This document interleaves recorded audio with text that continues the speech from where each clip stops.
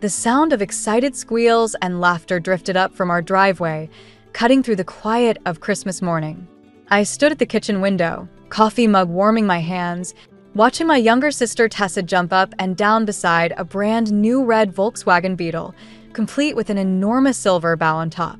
My parents beamed as they handed her the keys, their faces glowing with pride. My name is Lila, and this was the moment I realized I'd always be the afterthought in my family story. Oh my God, I can't believe you guys did this. Tessa's voice carried through the glass. She was already sitting in the driver's seat, running her hands over the steering wheel like it was made of gold. I glanced at the stack of scratch-off lottery tickets sitting on the counter, my modest Christmas gifts to everyone. They hadn't even bothered to open them yet. The tickets had been all I could afford after putting every spare penny into my culinary school applications, but trying to explain that to my family would have been pointless. They'd made their opinions about my hobby clear enough. Lila, my mother's voice startled me. She was standing in the doorway, still wearing her coat. Why aren't you outside with everyone? Come see your sister's car. I forced a smile. Just finishing my coffee, Mom. She frowned, that familiar look of disappointment crossing her face. You could try being happy for her, you know. This is a big moment. Right. Because I'm the one who makes everything about myself. The words slipped out before I could stop them. Don't start, she warned. Not today. I bit my tongue and watched her head back outside. Through the window, I could see my father showing Tessa how to adjust her mirrors, wearing the proud smile I'd never managed to earn. Not when I made honor roll, not when I won the regional cooking competition, not even when I got accepted to culinary school, before they refused to help with tuition. My hand drifted to the lottery tickets. Out of habit, I started scratching off the numbers on one, not really paying attention until something caught my eye. 3 matching numbers. My heart started racing as I double-checked the winning combinations. $50,000. I stared at the ticket, my hands shaking. With this money, I could afford culinary school. I could start building my dream of opening my own restaurant. I could finally prove to everyone that my hobby was worth something. But this ticket was meant to be a gift. The right thing would be to give it to them. Watch them celebrate another stroke of luck that would probably go toward Tessa's college fund or a family vacation I wouldn't be invited on. Outside, Tessa honked the horn playfully, and my parents laughed. None of them had even noticed I wasn't there. I made my decision in that moment. Carefully, I folded the winning ticket and slipped it into my pocket. The rest of the scratch-offs, I gathered up and dropped in the recycling bin. They wouldn't miss what they hadn't bothered to open. Lila, my father's voice boomed from outside. Get out here and take a family picture. I walked to the front door, but paused with my hand on the knob. Through the window, I could see them clustered around the car, their breath visible in the cold December air. They looked complete without me, the perfect family of 3. Coming, I called back, but instead of joining them, I headed upstairs to my room. I had a laptop open to apartment listings within an hour, the winning ticket tucked safely in my wallet. Sometimes the best revenge isn't about getting even, it's about getting out. And thanks to their forgotten Christmas gift, I finally had my chance. The key felt heavy in my hand as I unlocked the door to my new apartment. It wasn't much, a studio above a Thai restaurant downtown, but it was mine. The smell of lemongrass and garlic wafted up through the floorboards, making my stomach growl despite everything. 3 weeks had passed since Christmas, and my phone was still lighting up with missed calls from home. I'd left a note explaining I needed space, but that hadn't stopped the barrage of texts from my mother, each one more guilt-laden than the last. You're being selfish, Lila. Your sister needs you right now. I dropped my duffel bag on the bare mattress in the corner and started unpacking the few kitchen items I'd brought. My knife roll, a well-seasoned cast iron pan, and the basic essentials. The winning lottery ticket was safely deposited, the money already allocated for culinary school tuition and this apartment's security deposit. A knock on my door made me freeze. Had they somehow found me? Hello? New tenant. The voice was unfamiliar, heavily accented. I'm Marco from downstairs. I opened the door to find a tall man in chef's whites, his salt and pepper hair tied back in a short ponytail. The name on his jacket read, Executive Chef. I noticed someone moving in, he said, gesturing to my boxes. Wanted to introduce myself. We try to keep a family atmosphere here. The word family made me wince, but something about his warm smile put me at ease. My eyes caught on the knife roll visible through my open door. "You cook?" he asked, following my gaze. "I try to. I'm actually starting culinary school next month." His eyes lit up. "No kidding? We're short-staffed downstairs. Could use someone who knows their way around a kitchen, even part-time." Before I could respond, my phone buzzed again. My father's name flashed on the screen. "Complicated situation?" Marco asked, noting my expression. "You could say that." He nodded thoughtfully. "Listen, come down tomorrow morning if you're interested. Sometimes the best therapy is keeping your hands busy and your knives sharp." After he left, I finally listened to my father's voicemail. His voice was gruff, angry. "Your mother's upset, and Tessa's grades are slipping. Whatever point you're trying to make, you've made it. Time to grow up and come home." I deleted the message and opened my laptop, pulling up the culinary school website. The first term's tuition was due next week. My finger hovered over the Submit Payment button when another text came through, this time from Tessa. "Mom and Dad are freaking out. Where are you? I'm worried." This one hurt more than the others. Tessa and I might not have been close, but she wasn't responsible for our parents' behavior. Still, I couldn't risk telling her the truth. She'd never been able to keep secrets from our parents. "I'm safe," I typed back. "Just need some time." The next morning, I found myself in Marco's kitchen, chopping vegetables with more focus than necessary. The rhythmic motion was soothing, familiar. Marco worked beside me, occasionally offering tips on technique. "You have good instincts," he said, watching me adjust the heat under a simmering sauce. "But you're angry. It shows in your cooking." "Is that a bad thing?" He shrugged. "Depends what you do with it. Anger can fuel passion or destroy it. The difference is in the control." My phone buzzed in my pocket, another text from my mother. I ignored it. "The people who hurt us," Marco continued, testing the sauce with a spoon. "They don't suffer when we let them consume our thoughts. They don't even know. The only one who suffers is us." I thought about the lottery ticket, about my silent escape. Sometimes they need to learn they can't take people for granted. Perhaps. He handed me the spoon. "But make sure your revenge doesn't become your purpose. Taste this. What's missing?" I sampled the sauce, considering salt and maybe a touch of acid. He smiled. "Exactly. Balance is everything, in cooking and in life." The kitchen door swung open, and a server rushed in. "Chef, there's a woman out front asking about Lila. Says she's her mother." My heart stopped. Through the kitchen window, I could see her scanning the dining room, Tessa trailing behind her like a shadow. Marco looked at me questioningly. "Back door through the alley," he said quietly. "But remember, you can't run forever. Eventually, you have to stand your ground and serve what you've prepared." I nodded, already untying my apron.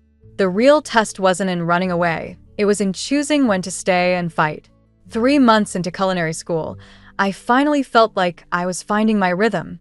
Between morning classes, afternoon shifts at Marco's restaurant, and late nights planning my own future kitchen, I barely had time to think about my family. That should have been my first warning that everything was about to implode. I was prepping for dinner service when Amelia walked into Marco's kitchen. My old friend from high school cooking club, now a rising star chef at one of the city's top restaurants. She looked exactly as I remembered. Perfectly styled hair, crisp chef's whites, and that smile that never quite reached her eyes. "Lila Hawkins," she said, leaning against the prep table. "I heard rumors you were working here, but I couldn't believe it. Shouldn't you be running your own place by now?" I kept chopping vegetables, maintaining the steady rhythm Marco had taught me. Still learning. Not all of us had parents paying our way through Le Cordon Bleu. Speaking of parents, she pulled out her phone, scrolling through something. "I ran into your mom at that charity dinner last week. She seemed worried about you." My knife slipped, nearly catching my finger. "You talked to my mother? She mentioned something about you stealing money and running away? Pretty dramatic, even for you." The kitchen suddenly felt too hot, too small. "That's not what happened." No. She raised an eyebrow. Because I also heard from some investors, I know that you've been shopping around a business plan for a restaurant. Interesting timing, considering. My hands were shaking now. What do you want, Amelia? Want? I'm just concerned about my old friend. Starting a restaurant takes more than just money, you know. It takes connections, reputation, stability. She emphasized the last word. Would be a shame if potential investors heard rumors about where your startup capital really came from. Before I could respond, Marco's voice boomed from the doorway. Everything okay in here? Amelia's smile turned syrupy sweet. Just catching up with an old friend. Actually, I came to talk business, Chef Marco. My restaurant is hosting a pop-up event next month featuring promising new talent. We'd love to have Lila participate. Marco looked at me, but I couldn't meet his eyes. I'll let her think about it, he said firmly. Now, if you'll excuse us, we have service to prepare for. After Amelia left, I gripped the edge of the prep table, trying to steady myself. She's going to tell everyone, I whispered. The investors, my family. Tell them what? Marco asked quietly. I told him everything. The lottery ticket, my escape, the carefully constructed plans now threatening to collapse. He listened without judgment, then handed me a towel to wipe my hands. So now you have a choice, he said. You can run again, or you can face this head-on. How? She'll destroy everything I've worked for. Will she? He picked up my knife, testing its edge. Or will she just expose what you've been afraid to face? Sometimes our biggest fears are just shadows, Lila. They disappear when we shine a light on them. My phone buzzed, a text from an unknown number. It was a screenshot of an email, presumably from Amelia to potential investors, detailing concerns about my financial irregularities and family issues. The pop-up event, Marco continued, could be an opportunity. Show everyone, Amelia, your family, these investors, exactly who you are and what you can do. Or it could be a trap. Most likely both. He smiled. But you're not that scared girl from Christmas morning anymore. You've learned more than just cooking techniques in my kitchen. I thought about the past 3 months, the burns, the cuts, the late nights perfecting recipes. Each small victory had built something inside me that went beyond culinary skills. What's that saying you always use? I asked. The hottest fires make the strongest steel? He nodded. And you, my dear, are about to walk through fire. I picked up my knife and resumed chopping, each cut precise and purposeful. Amelia thought she could use my past to destroy my future, but she'd forgotten the most important rule of the kitchen. Timing is everything. And maybe it was finally time to stop running and start fighting back. Tell her I'm in, I said, for the pop-up event, but I'm doing it my way. Marco's smile turned knowing. Now, that sounds like a chef talking. The text from Tessa came at 3 in the morning. Can you meet me? Please? Don't tell Mom and Dad. I found her sitting in her Volkswagen Beetle outside Marco's restaurant, her eyes red and swollen. She'd lost weight since Christmas, her usually perfect hair pulled back in a messy ponytail. I failed 2 classes, she said as I slid into the passenger seat. And I can't tell them. They think I'm applying to pre-med programs, but I haven't even started the applications. The heater hummed softly, filling the silence between us. This was the car that had symbolized everything wrong with our family dynamic. Now it felt like a confession booth. Why pre-med? I asked, though I already knew the answer. Dad's dream. Mom's backup plan. My personal nightmare. She laughed, but it came out more like a sob. How do you do it, Lila? Just walk away from their expectations. I thought about the lottery ticket hidden in my apartment, about Amelia's threats, about all the lies tangled up in my supposed courage. I'm not sure I'm the best person to ask about making good choices right now. At least you made a choice. She pulled out a crumpled piece of paper from her jacket. I found this in Mom's study. She's been tracking your movements, talking to people around town. She knows about the culinary school. My stomach dropped. Does she know about the money? Not yet. But she's obsessed with figuring out how you're paying for everything. Tessa hesitated. She thinks you're involved in something illegal. Dad's talking about hiring a private investigator. The irony wasn't lost on me. In trying to escape their control, I'd given them even more reason to interfere in my life. There's more, Tessa continued. I overheard Mom talking to Amelia Stone's mother at the country club. They're planning something for that pop-up event, some kind of intervention or confrontation. They want to save you from yourself or whatever. My hands clenched into fists. Of course Amelia would involve our mothers. She knew exactly how to twist the knife. You should tell them the truth, Tessa said quietly. About everything. Like you're telling them the truth about pre-med? She flinched, and I immediately regretted the words. We were both trapped in different versions of the same cage. Maybe, Tessa's voice wavered. Maybe we could help each other? I could come to your pop-up event, run interference with Mom. And you could help me figure out how to tell them about changing my major. To what? Photography. She pulled out her phone, showing me a gallery of stunning food photos. I've been practicing at restaurants around town. That's actually how I found out where you were working. The images were beautiful, playing with light and shadow, capturing the essence of each dish.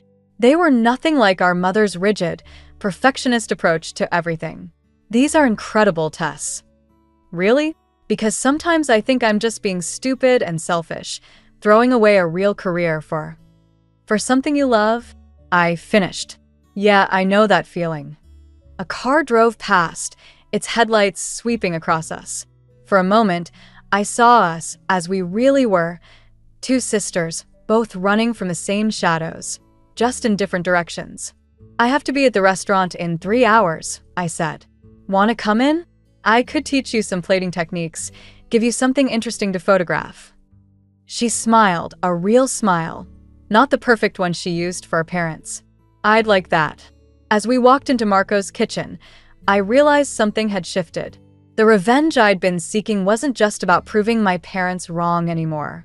It was about breaking a cycle, about creating space for both Tessa and me to become something other than what our parents demanded. But first, I had to survive Amelia's pop-up event.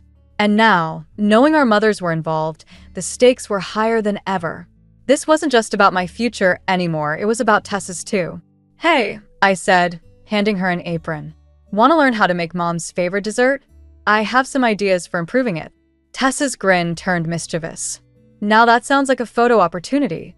The pop-up event was 3 days away when everything started falling apart. I was in Marco's kitchen, finalizing my menu, when Tessa burst through the back door, clutching her phone. You need to see this, she said, thrusting the screen at me. It was Amelia's Instagram story. A beautifully plated dish that looked exactly like my signature recipe, the one I'd been developing for months. The caption read, "Sneak peek of our upcoming showcase.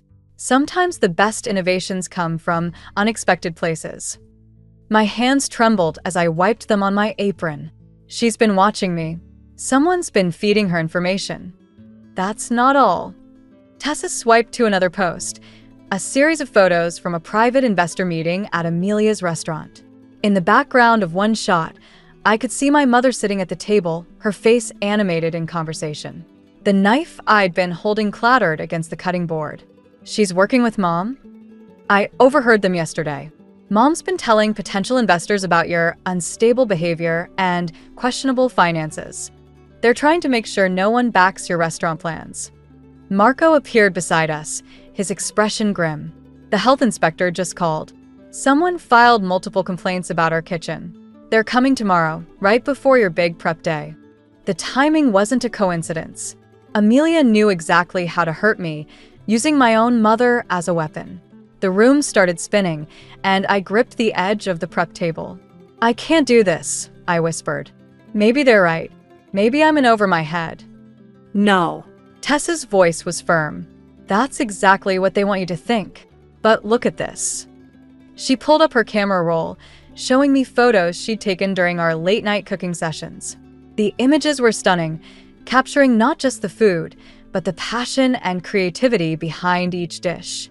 This is who you are, Lila. Not their lies, not their manipulation. This. Marco picked up my fallen knife, testing its edge the way he always did when making a point. You know what separates a good chef from a great one? not talent, not even creativity. It's what they do when everything goes wrong. But she stole my recipe, so make a better one. He handed me the knife. Show them who you really are, not who they think you are. I looked at the knife in my hand, remembering all the nights I'd practiced until my cuts were perfect. All the burns and scars earned through determination rather than natural talent. Amelia might have stolen my recipe, but she couldn't steal my passion. Tessa, I said slowly, how good are you at social media marketing? She grinned. Better than Amelia, that's for sure. Good. Because I have an idea. I turned to Marco. Remember that fusion dish we talked about? The one that combines Mom's traditional family recipe with modern techniques. He nodded, a smile spreading across his face. The one that's too risky? Too controversial. Exactly. Amelia wants to play it safe, stick to stolen classics. Let's give them something they can't copy, something that tells our whole story on a plate. I spent the next hours recreating my mother's signature dish, but with each element transformed. The familiar comfort food of my childhood twisted into something new, something that spoke of both tradition and rebellion. Tessa documented every step, her camera capturing the evolution from old to new. When the final plate was ready, even Marco looked impressed. This isn't just food, he said. This is your declaration of independence. Tessa posted the photos with a simple caption.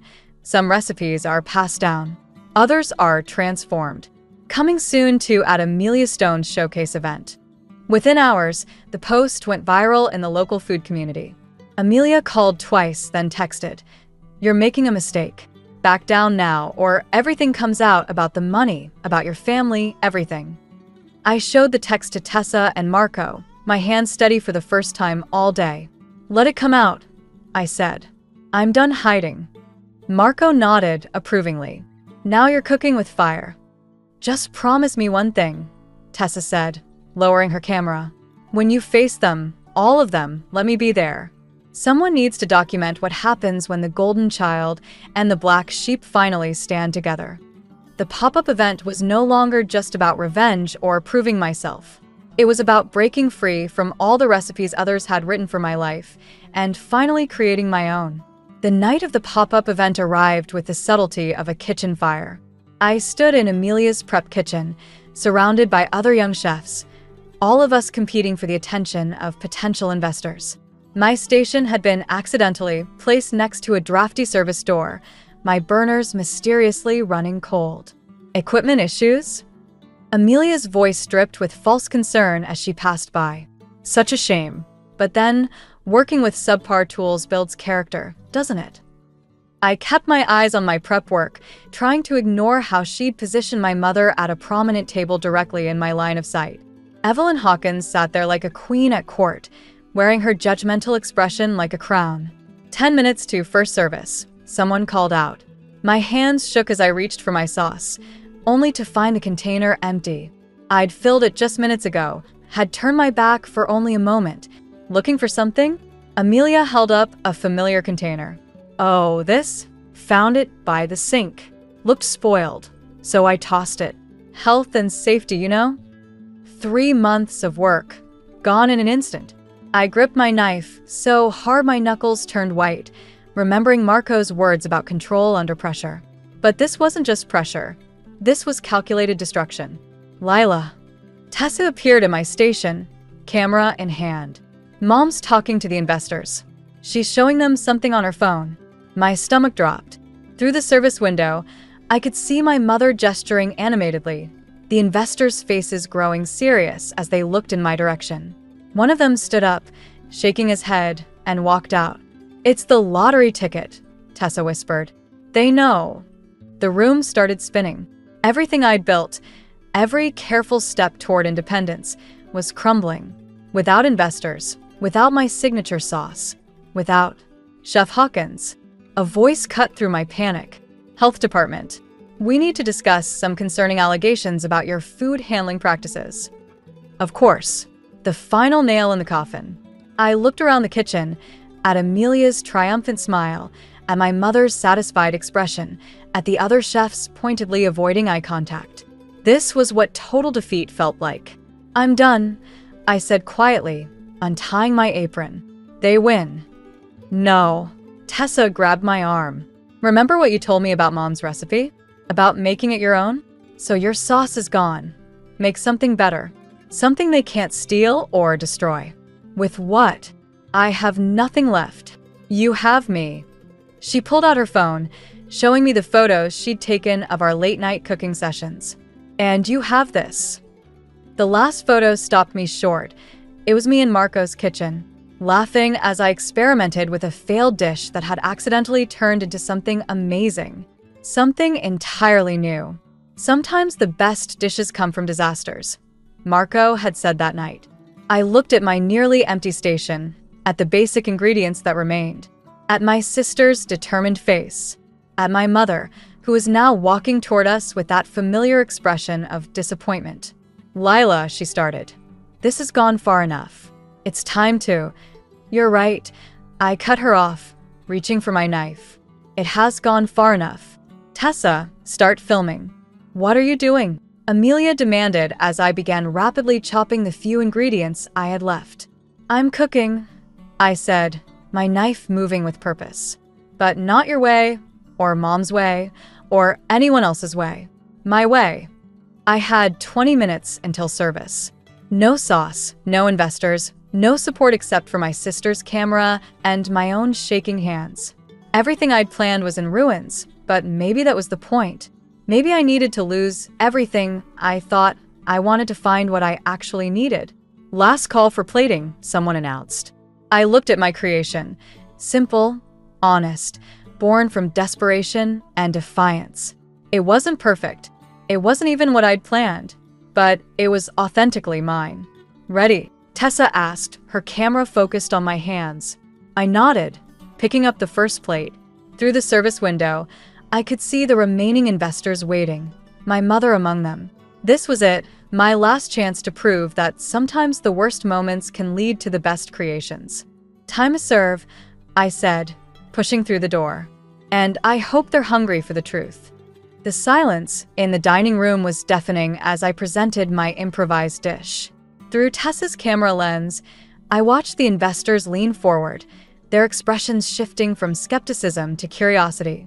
My mother's face remained carefully blank, but her hands betrayed her nervousness, twisting her napkin beneath the table. This isn't what was advertised, one investor said, studying the plate. No, I agreed. It's better. This is what happens when someone tries to sabotage your carefully planned menu. You either give up, or you create something new. I locked eyes with Amelia, who had emerged from the kitchen. Would you like to explain why my original sauce disappeared? Or should we ask my mother about the convenient timing of the health inspector's visit? Lila, my mother warned, but I wasn't finished. You know what's funny? I spent years trying to recreate your recipes, Mom. Trying to earn your approval. But tonight, when everything was taken away, I finally understood something. The best dishes come from hunger. Real hunger, not just for food, but for recognition. For acceptance. The investors were sampling the dish now, their murmurs of appreciation growing louder.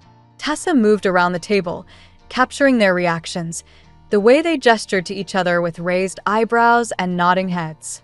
This is unexpected, the lead investor said. The fusion of traditional and modern techniques, the balance of flavors. It tells a story. That's because it's my story, I said. Not the one they wanted me to tell, but the real one. About making something from nothing. About turning rejection into fuel. Amelia stepped forward, her composure cracking. You think you're so special? Some scrappy underdog who… No. I cut her off. I think I'm exactly what you're afraid of, someone who doesn't need your approval anymore. Any of you. My father chose that moment to walk in, stopping short at the scene before him. I hadn't seen him since Christmas morning, and his presence sent a jolt through the room. What's going on here? He demanded. Your daughter, the lead investor said, is about to receive an offer of backing for her restaurant concept. That is, if she's interested. The look on my father's face shifted from confusion to something else. Something I'd never seen before. Recognition, maybe. Or regret. The lottery ticket, he said quietly. That's how you did all this, isn't it? The one you gave us for Christmas. The one you never bothered to open. I corrected. Yes. My mother stood up abruptly. You had no right. To what, Mom? To want something different than what you planned? To succeed without your permission? I gestured to Tessa, still filming. Ask your golden child how she feels about medical school. Ask her what she really wants to do with her life. The room fell silent again as all eyes turned to Tessa. She lowered her camera, her hands steady even as her voice shook. I want to be a photographer, she announced. And Lila's going to hire me to shoot for her restaurant's marketing. You're hiring no one, Amelia snapped. This was a publicity stunt. These investors are very impressed, the lead investor interrupted. Both with the food and with how you handle unexpected challenges, Miss Hawkins. My father stepped forward, reaching into his jacket. He pulled out a wrinkled scratch-off ticket, the one I'd given him for Christmas. It was still unscratched. I kept it, he said. Don't know why. Maybe because it was the last thing you gave us before. He cleared his throat. I'd like to scratch it now, if that's okay. And whatever it's worth, I want to invest it in your restaurant. Roger, my mother protested, but he held up his hand. No, Evelyn. We've done enough damage trying to control their lives. Look at what Lila created tonight, when everything was stacked against her. Look at Tessa's photography. These aren't the failures we feared. These are artists. The investor smiled, sliding a business card across the table. I believe we have some details to discuss, Miss Hawkins. All of us. I picked up the card, then looked at my father's unscratched ticket. Keep it, I said. Some gifts are worth more unopened. Amelia stormed out, but I barely noticed. I was too busy watching my father's face as he finally saw me, not as a disappointment, but as a chef, as myself. So, I said, turning to the investors, let's talk about opening night. 6 months after the pop-up event, I stood in my own kitchen, watching the dinner service unfold through the pass. The restaurant was packed, as it had been every night since opening. Tessa's photographs lined the walls, artistic shots of our signature dishes alongside candid moments of our family's journey. The door swung open and Marco walked in, carrying a familiar envelope. Special delivery, he said, handing it to me. Found this at my restaurant. The return address was Amelia's. Inside was a single page. I closed my restaurant last week. Turns out success isn't worth much when you build it on other people's recipes. You were right. The hunger has to be your own. I folded the letter, thinking about how revenge had stopped tasting sweet somewhere along the way. Have you seen today's special? I asked Marco, nodding toward a dish waiting at the pass. He smiled, recognizing my mother's signature recipe, reimagined, but with its heart intact. How did she take it? She cried. I admitted, then spent an hour telling me everything I'd done wrong while secretly eating every bite. Through the kitchen window, I could see my family at their regular table. My father was showing Tessa something on her camera, probably discussing her upcoming gallery show. My mother sat straight-backed as always, but her eyes kept drifting to the kitchen with something that looked almost like pride. Chef. One of my line cooks called out, "We have a situation." I turned to find a familiar face at the kitchen door, Amelia, looking smaller somehow, less certain. I'm not here to cause trouble, she said quickly. I wanted to know if you're still hiring prep cooks. The kitchen fell silent, everyone watching for my reaction. 6 months ago, I would have savored this moment of defeat. Now, looking at her, I saw something of myself, that same hunger, just pointed in the wrong direction for too long. Tomorrow morning, 6 a.m., I said. Don't be late. And Amelia? Bring your own recipes this time. She nodded, a flash of relief crossing her face before she hurried out. Marco squeezed my shoulder. You're not the same chef who burned with revenge in my kitchen. No, I agreed. I'm better. Speaking of which, I pulled out the lottery ticket my father had kept unscratched all these months. He'd given it back to me last week, saying some gifts needed to come full circle. Want to do the honors? I offered it to Marco. He shook his head.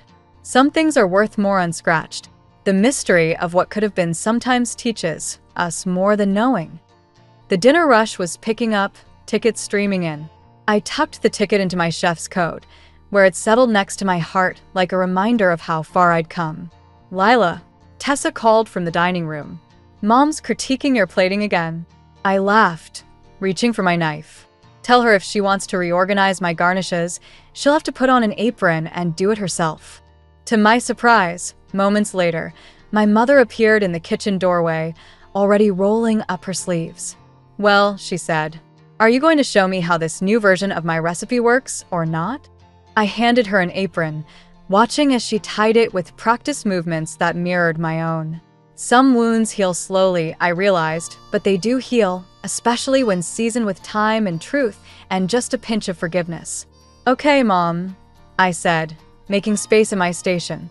"Let me show you how hunger makes everything taste better." The kitchen hummed around us, a symphony of sizzling pans and clicking plates and calling tickets. My restaurant, my rules, my family, both the one I was born into and the one I'd built. Not perfect, but perfectly mine. And somewhere in my chef's coat, an unscratched ticket reminded me that sometimes the best revenge isn't serving a cold dish, it's inviting your enemies to a warm table and teaching them how to cook for themselves.